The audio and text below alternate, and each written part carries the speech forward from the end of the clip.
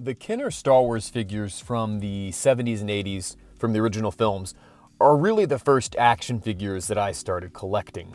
What's neat about the figures you're seeing here is that most of them, or a lot of them, were my brother's that he handed down to me, and then I sort of added to this collection. So, yeah, I mean, chalk it up to Star Wars for getting me into action figure collecting. So when it was announced they were doing the prequel movies, you better believe I was just above and beyond excited. And I won't get into the discussion of the film. I enjoy it.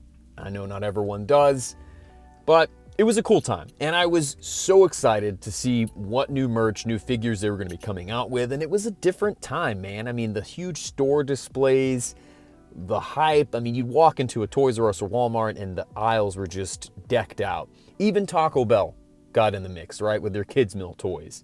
And I just don't think you see a lot of that today when a new movie comes out or a new figure line just dominating toy aisles. Darth Maul was a real standout character. I mean, hell, he had his own separate set of merch that you could dive into and collect. Most people know about this figure, which I acquired and I still have today. However, when at Half Price Books just the other day, I saw this little guy for sale.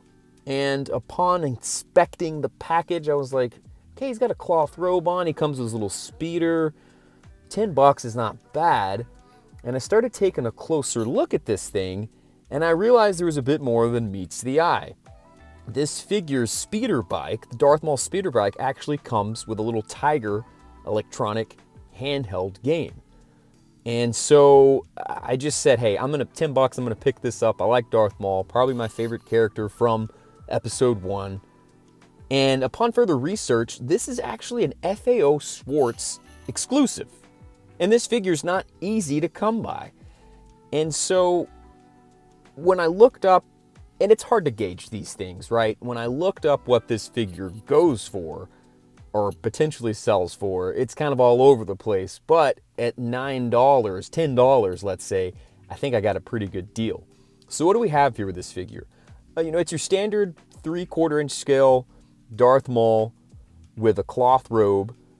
You remove this little plastic piece in the back to get access to the batteries.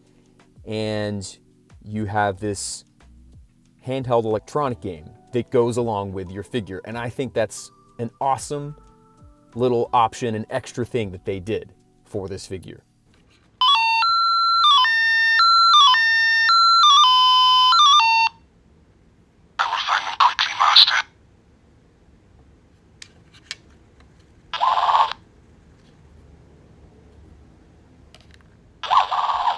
So the figure itself is really cool because of the cloth robe and the detail down at the bottom where you can sort of see the sand and dirt at the bottom of his robe. And I don't know how many Darth Maul figures from this time at this scale came with cloth robes. I'd have to do some research, but I just think the whole setup's a really neat thing, a real oddity, a real sign of the times. I mean, look, those Tiger electronic games aren't great. This one in particular is just okay. You actually move the speeder bike left and right to control what's happening on the screen. And I think by the looks of it, if you get far enough in the game, you actually can jump off the speeder bike and fight, I think, Qui-Gon or Obi-Wan with your lightsaber. So, hey, it's crazy to think that this is 24, 25 years later, and I'm just now finding out that this was an FAO Schwarz exclusive and a neat little thing to add to my collection. Though I don't collect a lot of Star Wars stuff anymore, this one is something I couldn't pass up.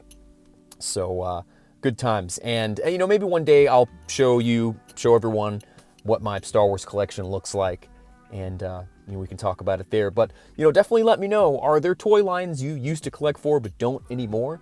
Do you collect Star Wars figures? I would love to hear from you, and I would really love it if you subscribe to my channel, hit that notification button, and as always, be kind as you rewind and fast forward through time. Thanks for stopping by.